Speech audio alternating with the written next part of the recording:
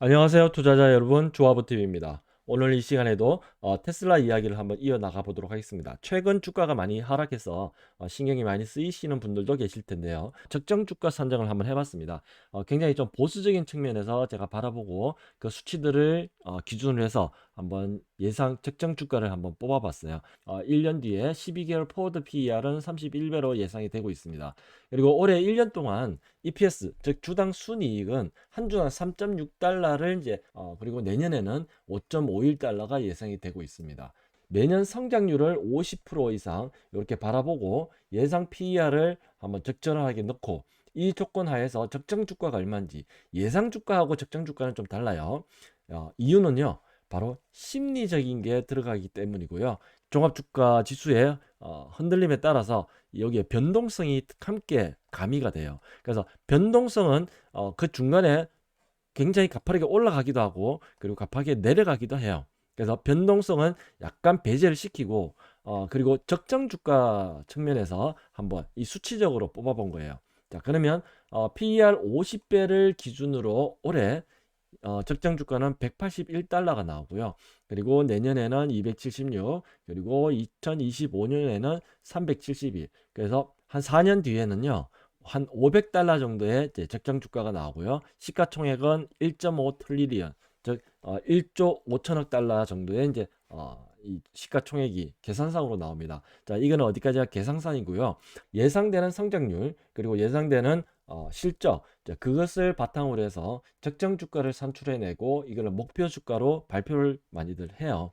자, 그런데 실제적인 주가는 그 변동성이라는 게 들어가기 때문에 들쭉날쭉하죠. 그래서 최소한 이 정도 장기적으로는 계속 성장을 보여주기 때문에 테슬라의 장기 투자는 유효하다라고 볼 수 있습니다. 다만 시장 흐름과 매크로 그리고 어떤 투자 심리 변화에 따라서 테슬라의 주가는 굉장히 변동성을 보이고 있고요. 지금 현재 주가의 위치를 보시면 여전히 추세적으로는 하락 추세 중입니다. 변곡 신호는 나오지 않았어요. 이렇게 내려오다가 어디선가 다시 한번 더 이렇게 상승 전환을 했을 때, 장기 추세선이 상승 전환을 했을 때가 바로 이제 추세 상승이고, 이때는 트레이딩이 아니라 그냥 꽉 붙들고 가야 되는 그런 시점이 되겠죠. 그렇지만 현재는 거기 가기 전에 과도기, 자, 과도기이지만은 아직까지는 신호도 나오지 않았습니다. 그러면 현재 위치에서 어떻게 되는지 다시 한번 더 풀어보도록 하겠습니다. 올라온 현재 여기 위치, 매물권이라고 말씀드렸어요.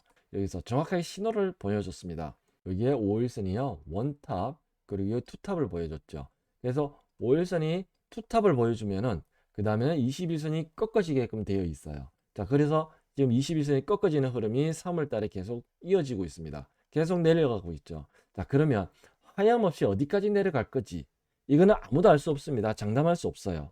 그거는 대충 예상하고 예측할 뿐이지 그게 맞을 수도 있고 틀릴 수도 있습니다. 그러면 우리 투자자 입장에서는 어떻게 해야 될까요? 전문가들은 다 제각각 입장이에요. 그들이 보는 시점과 그리고 기간에 따라서 좀 다른 거죠. 단기적 시점에서는 어디까지 갈 건지는 그건 아무도 알 수 없습니다. 근데 장기적 시점에서는 저는 실적과 같은 것들 그리고 성장률을 이제 곱해서 그래서 적정 주가를 산출해 낼 수 있는 거죠. 그렇지만 단기적으로는 아무도 예상할 수 없어요. 그러면 어떻게 해야 되냐? 바로 대응을 해야 됩니다. 시나리오를 짜놓고요. 그에 따라서 흘러가는 방향에 따라서 우리는 대응을 하는 그런 부분이 필요합니다. 시나리오를 제가 한번 짜드리도록 하겠습니다. 현재 주가 위치에서 어디로 흘러갈 수 있는지. 자, 지금 앞부분에서는 제가 시나리오 짜드렸죠. 자, 앞전 영상을 계속 보시면은 자, 시나리오 1, 그 케이스 1, 2, 뭐 이런 식으로 제가 시나리오를 짜드렸는데요. 그 시나리오대로 지금 가고 있습니다. 자, 보시면은 지금 현재 위치에서 밑에 61선이 기다리고 있고 그리고 그 밑에는 직전 저점이 기다리고 있죠. 그래서 첫 번째 시나리오, 자, 어디에서 지금 얘가 반등이 나타날지 혹은 하락 추세가 브레이크가 걸릴지 그 부분을 한번 시나리오로 짜보는 건데, 첫 번째 케이스는 얘가 61선이 여기 밑에 있죠. 그럼 바로 61선인 겁니다. 여기에 가격은요 정확하게 162달러가 됩니다. 두 번째, 요게 이제 첫 번째 케이스가 되겠고요. 두 번째 케이스는 좀 강하게 내려와서 자, 아랫단인데요. 막연하게 아랫단이 아니라 여기서 어바웃하게 보는 게 아니라 자, 장기 추세선상에서 1월 달에 딱 살짝 깨고 다시 지지하고 올라갔던 부분, 이게 이제 여기 밑에 보시면은 장기 이평선 있죠. 요거는 월봉에서요 장기 이평선입니다. 자, 이 가격을 주목하십시오. 그럼 여기에 가격이 얼마냐? 바로 122달러입니다. 올해 상승할 때 시가가 얼마였냐면 118달러였어요. 그리고 최고점 이게 210달러 정도로 잡으면 됩니다. 그러면 요것의 절반, 상승폭의 절반이죠. 요거 상승폭의 절반, 그게 얼마냐면 164달러입니다. 여기서 메인 시그널이 뭔지를 먼저 말씀드릴게요. 자, 현재 여기에서 반등이지만 매수를 해야 되는 그 신호 21선이 지금 현재 내려오고 있는데요. 이 21선이 내려오다가 턴해서 올라가는 그 시점, 요 포인트가 매수의 정석적인 포인트입니다. 자, 그래서 미리 지금 많이 빠졌으니까 사야 되겠다, 즉 어바웃하게 아날로그적으로 분할 매수 들어가는 것도, 그것도 뭐 그렇게 나쁘진 않는데요. 요즘은 디지털 시대니까 정확하게 시그널 기준으로 가는 게 논리적이겠죠. 거래량 보이십니까? 거래량이요, 주가가 이렇게 떨어지는데 거래량이 좀 올라가고 있죠. 그러면 제가 요 앞전에서 무슨 말씀을 드렸냐면, 거래량이 이렇게 쭉 올라가고 있는데 주가가 이렇게 떨어졌죠. 그리고 여기에 주가가 이제 옆으로 횡보하는 구간에서도 그 유지가 됐었습니다. 즉 거래량이 앞전 거래량보다 굉장히 폭발적으로 늘어나면서 주가가 살짝 이제 마무리 짓고 횡보하는 매직 구간이 있었다라 말씀드렸습니다. 그 매직 구간 이후에는 거래량을 유지를 하면서 그 다음에는 주가가 급하게 올라가는 그런 구간이 바로 상승 구간으로 나옵니다. 이 한 사이클이 끝나고 나서 다시 한 번 더 이렇게 매직 구간이 또 나타날 거예요. 전초전이 바로 현재 시점이라고 봅니다. 어떤 기준으로 말씀드렸냐면 역시계 차트라는 게 있어요. 역시계 차트의 기준은 제가 앞전 영상에서도 설명을 드렸으니까 참고하시면 되고요. 아무튼 역시계 차트 기준으로서도 지금은 지금 메인 주포들이 이렇게 분할 매수를 하고 있다 라고는 것이 조금은 비치고 있습니다. 하지만 우리가 돈이 이렇게 큰 자금을 운영하는 게 아니기 때문에 분할 매수를 이렇게 들어가기에는 약간 무리가 있어요. 그래서 제가 이 바로 반등 매수 신호를 노려보자라는 말씀을 드린 겁니다. 어쨌든 지금 우리가 기다릴 것은 바로 이 신호를 기다리는 거고요. 가격을 제가 다시 한 번 더 적어 드릴게요. 첫 번째 가격은 위에서 내려올 때 164달러를 먼저 주목을 하십시오.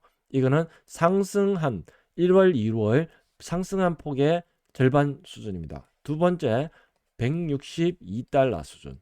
얘는 61선이 딱 맞닥뜨리는 그 수치입니다. 그 다음에 세 번째 122달러. 121달러는 무슨 의미였죠? 월봉에서 장기 이평선에 여기 딱 맞닿아지는 요 포인트입니다. 그래서 요 세 가지 가격을 유심 있게 관찰을 하시고요. 자, 이거는 관찰을 하는 거지 이 가격에 무조건 사자는 게 아닙니다. 어바웃하게 1번, 2번, 3번 이 가격대에서 변곡 신호가 나타날 수 있을 가능성이 있기 때문입니다. 자, 그래서 지금 164달러, 162달러면은 이 정도 되겠죠. 그럼 이 구간에서 자, 주가가 21선도 쭉 내려오고 주가가 또 요 안에서 들락날락 할 수도 있습니다. 그랬을 때 여기 부분에서 근방에서 21선이 딱 턴하는 요게 첫 번째 시나리오였어요.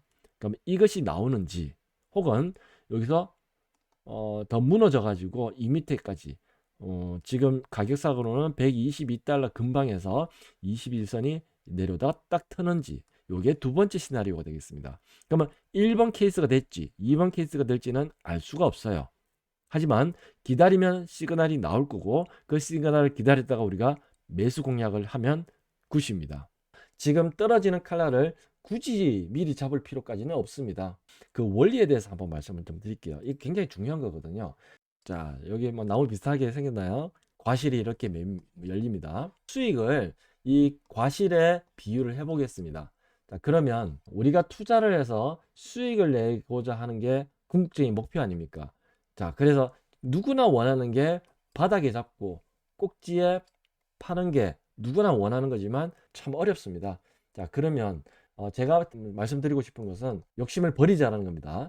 자, 이거를 다른 표현을 하면은 과욕이죠. 이 과욕이 바로 실수로 이어질 수 있기 때문에 내가 이 맛있는 과실을 따먹을 수 있는데도 불구하고 이 과욕이 실수를 유발하고 이 실수가 이런 과실들을 못 먹게 만들어 버리는 경우가 허다합니다. 조금 더 욕심을 내는 바람에 내가 실수를 하게 되고 그것을 다 다시 시장에 되돌려 줘버리는 그런 문제가 항상 발생합니다. 그래서 이걸 이겨내기 위해서는 욕심을 버려야 되고요. 과욕을 부리지 말아야 되고, 그래서 실수를 최대한 방지를 해야 됩니다.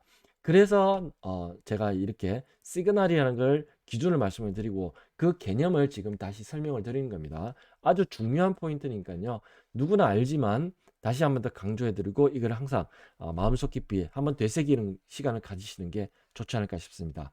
주가가 이렇게 쭉 내려올 때는 그냥 내비두다가 바닥 찍고 확인이 된 뒤에 다시 쭉 올라갈 때, 자 그러면 기준선을 이렇게 쭉 그어 볼게요. 내가 만약에 주식을 여기서 샀다고 가정해 볼게요. 여기서도 샀다고 가정해 보겠습니다. 계속 떨어질 때마다 샀어요. 근데 이렇게 주가가 바닥 즈음에 왔을 때는 이 앞에 매수했던 게 계속 손실 나고 있으니까 이때는 어떻게 될까요? 마이너스가 평가 금액으로 나와 있겠죠. 그러면 심리적으로 후달려요. 이때는 또 갈라집니다. 에이씩 하고 버리는 경우도 제법 있어요. 내가 잘못 들어갔나 보다. 얘는 아닌갑다 하고 여기서 손절을 하고 나오는 경우가 허다합니다. 그럼 내가 팔고 나면 올라가는 게 바로 이때 나오는 거죠. 내가 항상 사면 떨어지고 팔면 올라간다는 게 이 시점에서 나오는 겁니다. 그러면 언제 사야 되는데 똑같은 가격이죠. 이때 가격에 사더라도 이때 사면 어떨까요? 이때 가격에 산다고 가정하더라도 이때 사면 어떨까요? 바닥점을 형성하고 난 뒤에, 그리고 나서 이제 메인 추세선이 돌고 나서 내가 그때 확인하고 나서 매수를 하면 마음이 좀 안정이 되겠죠. 그러면 꼭 붙들고 갈 수 있는 겁니다. 왜냐면 조금 여기서 조정받더라도 올라가고 조정받더라도 올라가고 조정받더라도 올라가고 내가 여기서 계속 매수를 하더라도 괜찮은 시점인 겁니다. 근데 똑같은 가격이라도 여기서 매수를 하면 사면 떨어지고, 여기서 매수했는데 또 사면 떨어지고, 여기서 매수했는데 또 사면 떨어지고, 심리적으로 굉장히 스트레스 많이 받겠죠. 그래서 이 변곡점을 기다리고 바닥을 확인한 뒤에 사도 어차피 같은 가격에 사게 되니까 무리 없다라는 말씀을 드린 거고, 그것을 나무에 비유해서 제가 말씀을 드린 겁니다. 아주 중요한 요소이기 때문에 제가 좀 길게 설명드렸고요. 이것을 꼭 참고하시기를 바랍니다. 자, 참고로 또 테슬라의 랭커 차트를 보시더라도 여전히 하락을 유지하고 있습니다. 그래서 지금은 상승을 위한 어떤 시그널도 나오진 않았다 라고 보시면 크게 무리가 없으실 것 같습니다. 자, 그 다음에 또 다른 거 하나 말씀드릴게요. 지금 테슬라 공매도에 대해서 말씀을 드릴게요. 좀 특이사항이 있어서 그렇습니다.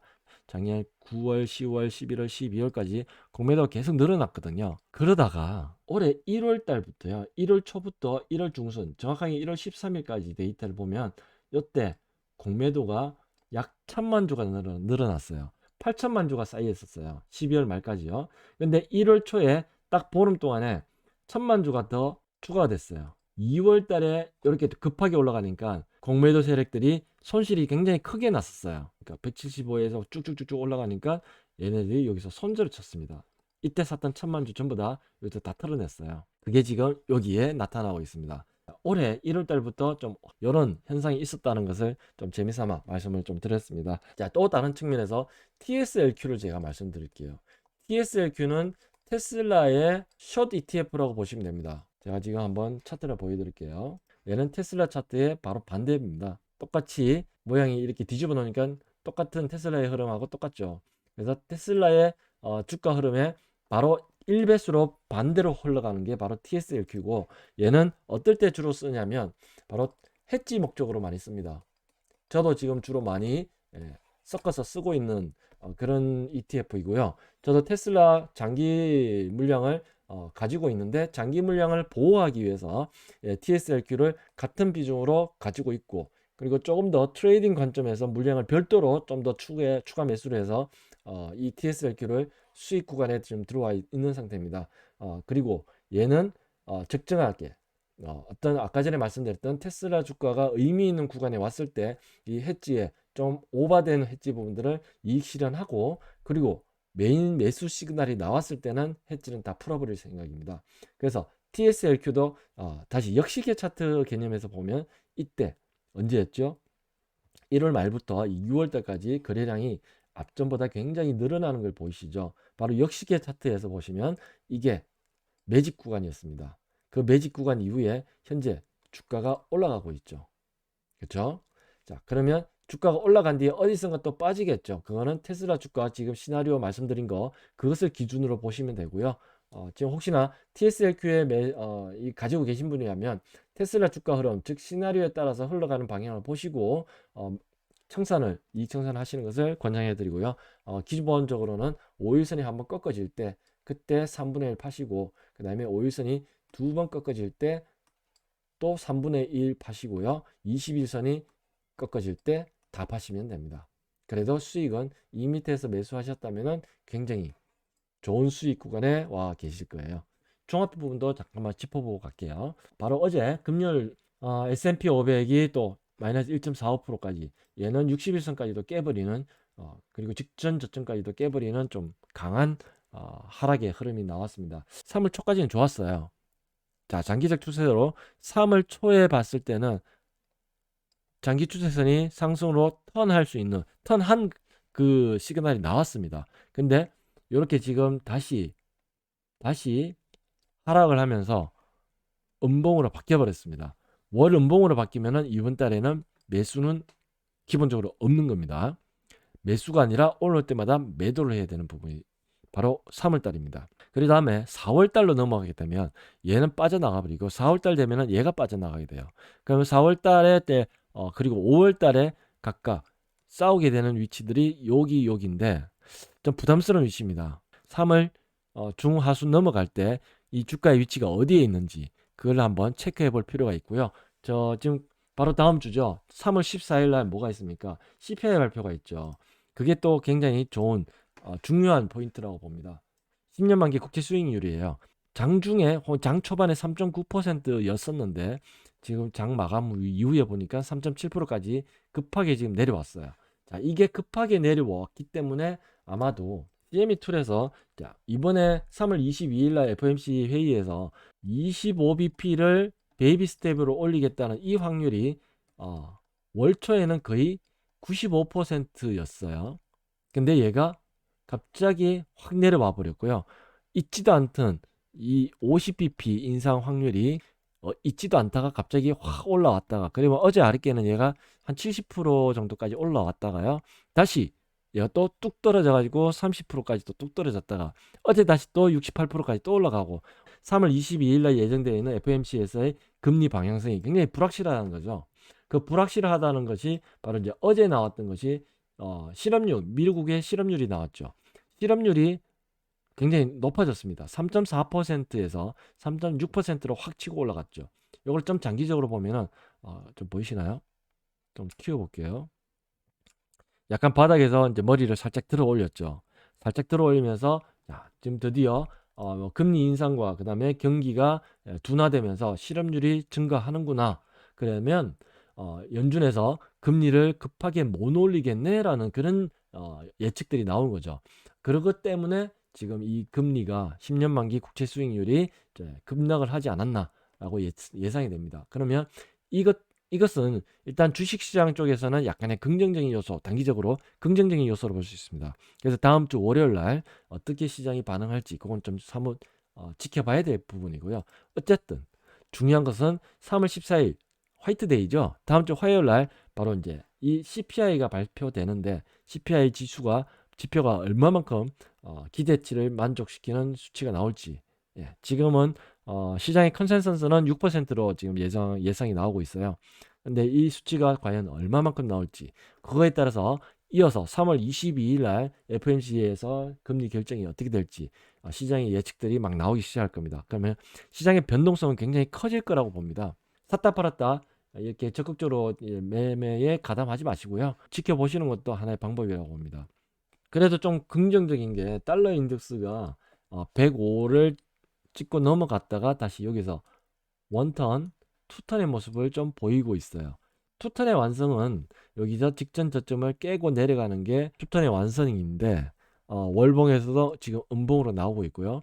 자, 그래서 지금 다음 주에 달러 인덱스가 104 이 아래로 확 내려오게 된다면 시장의 반응은 좀 긍정적인 모습을 보이지 않을까라고 예상을 좀 해보고 있습니다. 뿐만 아니라 이 달러 인덱스가 내려가게 되면은 한국 원달러 환율도 내려가게 되면서 좀 안정을 찾을 수 있는 그런 모습을 보이게 될 것이고요.